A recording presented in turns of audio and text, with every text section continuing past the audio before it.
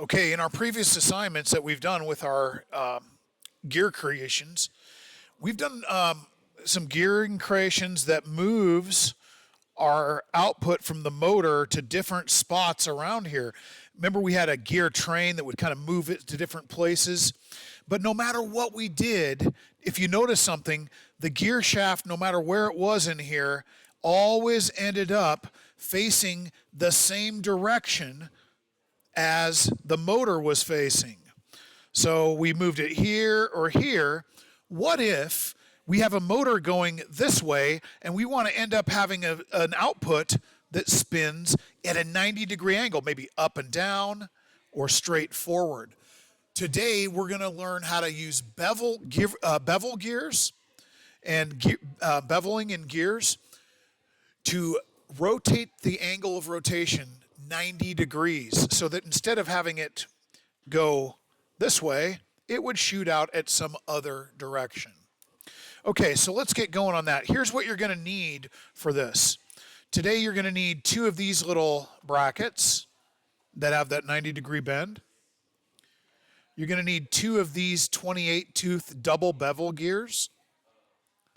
You're going to need 2 shafts. These are 9 each. You're going to need 2 of these spacers to hold things together and 2 turn indicators so we can really easily see the way that it's rotating and the direction. First, let's talk about what is beveling on a gear. I have 2 examples right in front of me. This is the old style Lego, I believe this one's a 40-tooth gear. And you can see that the ends of this are completely square with no rounding of the gear. They're not beveled at all. Now look at these newer gears, and the same thing is true with these black gears. And also, all the gears that are in our set are automatically double beveled. Why does Lego choose those gears? Here's why they're really neat. If you want to use them like a regular gear, like these gears, you can use them straight on, no problem. They have a flat part in the middle that meshes together very nicely for that. But if you want to use them at an angle, you can see the edges of this are trimmed off so they actually will fit together very well at a 90-degree angle like this. So you can see that cut off at the corners.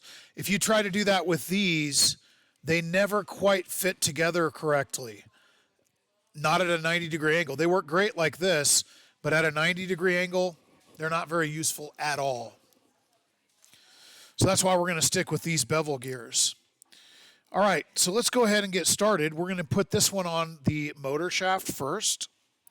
So grab your motor shaft. It's 3 and 3. There it is. I'm going to put this spacer in the middle to hold things together so that the shaft cannot slide out by pushing it against this outside wall. And then we're going to add our 28-tooth beveled gear from the Spike Prime set. And let's see if we can put an indicator on here. This might get in the way, so I may not be able to have this on here. I think it should be okay. I think it'll be okay, but maybe just barely, okay? All right, so we got that running. Cool, that rotates, but it's not doing anything yet. So the next thing I'm going to do is I'm going to add these, and these are going to be used to hold the shaft at a 90-degree angle for our other gear. All right. So I'm going to take this one and put that right here. So there's not even a full space in between there. And what's important is that this shaft is lined up right here. Okay? Cool. This other one I'm going to take, and I don't know, you could put it this way, or you could put it the other way. It doesn't matter really. I'll put it this way. About like that. It doesn't matter. I'll leave some space in between there because it's long enough. Okay, now let's mount our gear. I'm going to put this through both of these. They should line up with this shaft right here. And we're going to put this gear right on here. Cool. So we got that. The shaft should stick out a little bit, but not too far. And make sure it doesn't run into your turn indicator. Okay, so now with this other side, I'm going to put this on here to hold it together and our spinning indicator right there. If you did it right, these gears should be meshed together. They shouldn't be able to spin freely. They should be hitting up against the other gear's teeth. All right, so let's watch this thing and see if it works. So now, this is pretty interesting what's happened here. We have changed.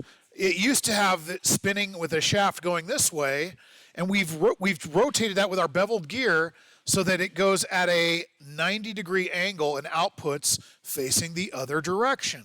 So we've completely changed the direction at which the rotation of the motor protrudes. I think this is really the best view, but you can see it from different angles. And again, doesn't work very well with traditional regular gears like these that don't have the angled bevel. Because our gears have an angled bevel, you can see that kind of, not very well. Let's get my finger out of the way. You can see that bevel up here, and it's flat in the middle. These gears are extremely versatile in that way. They can be used to change directions of the power. All right, so anyways, that's bevel gears. When you get that done, come up and show me.